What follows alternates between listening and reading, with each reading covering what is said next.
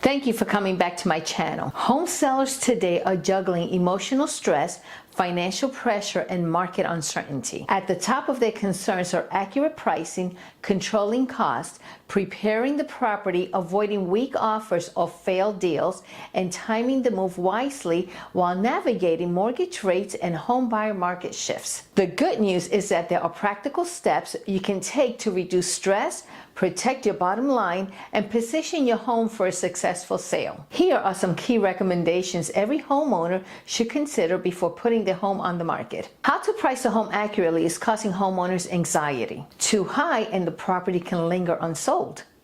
Too low and they leave money on the table. I understand choosing the right price for your home can be stressful. I always suggest you find a tight range when trying to price your home. Don't focus on the exact price. In the end, the market decides what your home is worth. If we price it too low, it can actually work on your favor. It will attract more buyers and lead to multiple offers, which can drive the price up. That leads us to another big concern for sellers: the condition of the home and how to handle repairs and renovations. 46% of sellers say preparing the home is the most challenging part, while 36% worry about repairs and renovation costs. Many fear unexpected issues like inspections flagging major problems. By now, you most likely heard that home sales are the slowest they've been in almost a decade. And if you're serious about selling your home in today's market, there are a few critical steps you simply can't skip. The housing market has shifted, and right now buyers have the upper hand. If you're a seller in today's market, you need to understand how critical it is to prepare your home properly before it goes on the market. The longer your home sits on the market, the less money you'll get. Buyers start assuming something's wrong with the home, or worse, that you're getting desperate, and they start making lowball offers. That's why every seller I work with gets the truth up front. Preparing your home before putting it on the market is no longer an option. Start with a professional home inspection. You may think that's a buyer's responsibility, and I completely understand. But here's the truth: most contracts fall apart at the inspection period. That's when buyers discover issues they were not expecting. They get nervous and walk away. But when you, the seller, get your own home inspection before listing your home, you remove the risk of buyers canceling. You stay in control. You get to handle repairs on your own terms, not under pressure and not dictated by a buyer's timeline or expectations. Let me give you an example of what I mean. Say there's a leaky hose bib on the outside of your home. That's something you can probably fix yourself or hire someone for about $60. But if a buyer's inspection uncovers it, now they control how it gets fixed and may require you hire a licensed plumber, turning a $60 fix into probably $150 or more. The bottom line is this: when you get your own home inspection before listing your home, you eliminate surprises, reduce stress, and dramatically lower the chances of a deal falling apart once you're on the contract. You make the process smoother for both sides, and that gives buyers more confidence in your home and your asking price. This is why I strongly recommend a pre-listing home inspection. It's a smart, proactive move that can save you time, money, and headache. Hi, my name is Evelyn Malave, a full-time broker associate with over 35 years of experience helping buyers and sellers in Central Florida. I would love to earn your trust. When you're ready to make a move, call me. Now back to my video. When I take a listing, if a homeowner chooses not to get a professional home inspection, I provide them with a checklist of what inspectors typically look for. That way they can walk through their home and proactively address any issues before listing the home. If you have appliances or fixtures that are not working, whether it's a ceiling fan, a wine refrigerator, or even just a stove burner, it's best to take care of that before putting your home on the market. Although we disclose to buyers what's not working, they will almost always point these out during home inspection, and they often become negotiation headaches. To avoid that, consider replacing them ahead of time. Even a gently used item from a garage sale, Facebook Marketplace, or your local resale shop can do the trick and save you from costly repairs. It's a simple step that can avoid bigger headaches later on. And I will never suggest replacing or repairing anything unless I truly believe it will help the home sell or make financial sense. I understand the value of your money, and I always aim to protect your investment. You can't overlook the exterior of your home. And I know tree trimming can be expensive. But these overgrown limbs and settlement cracks on the exterior of your home not only scare buyers, but they can also lead to problems with homeowners insurance. In fact, because of Florida's ongoing insurance crisis, we now must prepare your home to appeal not just to buyers, but to insurance companies as well. If the roof,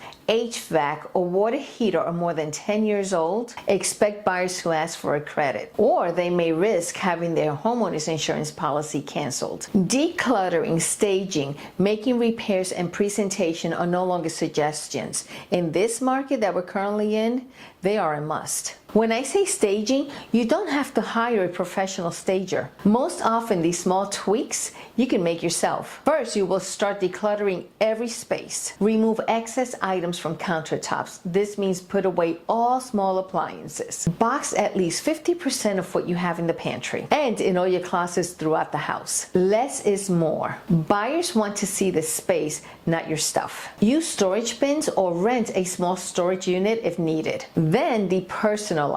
Take down family photos, personal collections, and anything that identifies the home as yours. The goal is to help buyers picture themselves living in there. I walk homeowners room by room and give specific recommendations to make each space photo ready. These pictures will determine if a buyer wants to see your home or not. Remember, these photos are going online and will be seen across the world. I recommend you put away anything personal like diplomas, family portraits, or anything expensive or desirable. After the home has been decluttered, neutralize the space. I strongly suggest you give your home a fresh coat of paint and stick with neutral colors for walls, bedding, and decor. If it's been several years since your home was last painted, or if the interior is painted gray or has multiple colors throughout the house, I strongly recommend repainting the entire home in neutral tones. Warm white or soft beiges work best. Grays are no longer in style and can make your home feel dated. After neutralizing the home, deep clean everything. A clean home shows buyers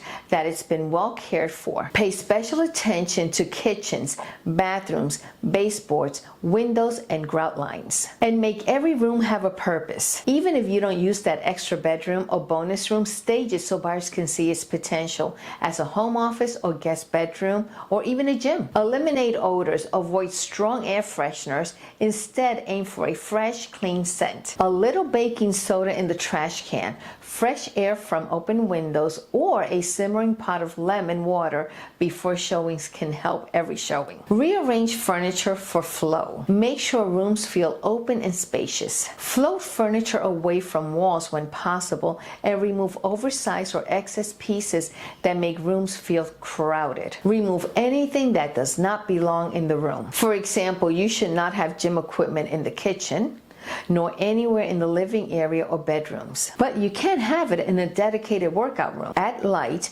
open blinds, replace burned out bulbs, and consider using brighter daylight tone bulbs. A bright home feels more welcoming. Add touches of warmth. Use fresh throw pillows, cozy blankets, or a simple centerpiece. A bowl of lemons in the kitchen or a few fresh flowers in the dining room can go a long way. And let's not overlook the exterior. Curb appeal matters. Mow the lawn, trim the bushes, lay fresh mulch, and add a pop of color with potted plants. Add a fresh welcome mat, a new door wreath, and keep the entrance free of spiders and ants and any other pest. I check the Central Florida hot sheets every morning, and the number of homes coming on the market is the highest I've seen in nearly 10 years. Buyers are overwhelmed with options and only pursuing homes that are in move-in ready condition. The good news is that homes that are clean, updated, staged, priced well, have newer systems, are still getting multiple offers and sometimes even selling over asking price. And that's because buyers simply don't have the extra cash to fix the home after closing, and they'd rather pay more for a home that's ready on day one. If you're planning to sell, don't skip these steps. Invest time and effort now, and you'll see the difference, not just in showings, but also in the final sale price. Now that we've taken the right steps to prepare your home, let's talk about another major concern for sellers: how much it really costs to sell your home. Roughly 40% of homeowners dread the high costs involved when selling a home. Agent compensation, staging expenses, closing costs, and necessary repairs will all reduce your final profit. I want to be very clear about what a good agent actually does to get your home sold. I completely understand that the sales compensation is a lot of money, but the truth is the best agents earn it. A good agent doesn't just list your home, they market your home strategically to attract the right buyers and get it sold. In this shifting market, it's important to hire an experienced and professional agent, one who will invest in the sale of your home. Not someone who snaps a few pictures on their cell phone, uploads it into MLS, and sits back waiting for it to sell. A good agent will make suggestions and recommendations even if you don't like them. A good agent will have your home professionally photographed, run digital ads, mail postcards to potential buyers, especially renters in your local area, and give you real feedback after every showing. At the very least, they should be giving you weekly updates on market conditions and how it's affecting the sale of your home. When you're choosing a realtor, interview more than one. You'll quickly see the difference between someone who just wants to list your home and someone who knows how to actually sell your home. And beyond realtor compensation, there are other closing costs when selling a home. When I go on a listing appointment, I always bring a detailed net sheet so the homeowner can see exactly how much they'll walk away with after all of their expenses. Sorry, there is so much thunder out there. It's your typical Florida afternoon day. In fact, if an agent doesn't offer you a net sheet during the initial interview, that's probably someone you don't want representing one of your biggest financial assets. But even with all this preparation, there are two things that can ruin a sale, and that's receiving lowball offers or having the sale fall apart during the process. If you want to avoid lowball offers, pricing, presentation, and condition are absolutely critical. Overpricing your home will cause buyers to skip right over your listing, while poor presentation can turn them off the moment they walk through, or earlier when they see pictures online. And bad conditions will cause a buyer to cancel contracts after the home inspection. Because of so many homes on the market, buyers are finally in a position to choose and pick. And they are eliminating homes that are priced too high, don't show well, and are poorly maintained. An overwhelming number of contracts are falling apart after the home inspection. If the inspection uncovers more repairs than the buyers expected, they often walk away rather than taking on unexpected costs or hassles. A well-priced home that looks clean, updated, and inviting attracts more attention, more showings, and ultimately better offers. Remember, the longer the home sits on the market,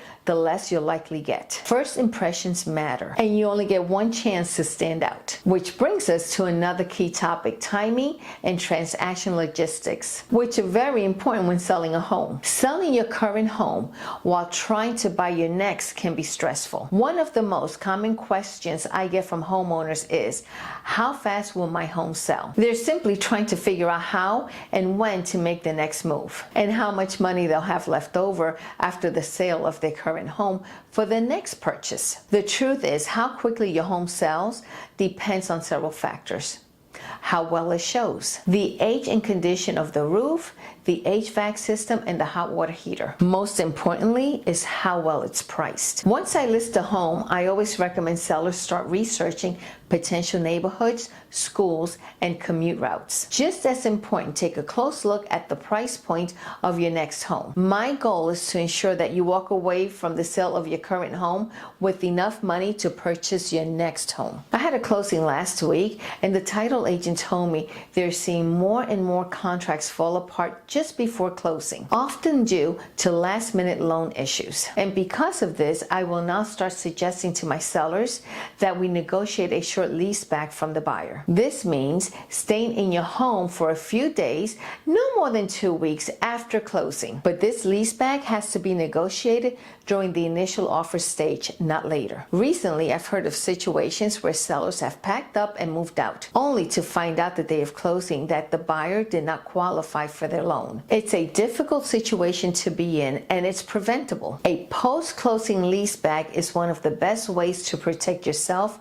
from unnecessary stress and uncertainty. It gives you a little breathing room and security knowing that you're already closed on your home, and now you can go ahead and make a smooth transition into your next home. Finally, let's look at how current market conditions and economic uncertainty are impacting sellers' decisions right now. What's keeping many homes from selling right now is the triple hit of high property taxes, soaring homeowners insurance rates, elevated interest rates are cooling buyer demand and slowing sales. Inventory has significantly increased in some regions as seeing homes stay on the market longer. Sellers worry about the shift from a seller's market to an almost buyer's market, and most of Central Florida is on the verge of shifting into a buyer's market. But there are still pockets where sellers are holding firm on their price and getting it. If you're worried about slowing market conditions, remember, price fixes everything. Your home needs to be priced based on today's market,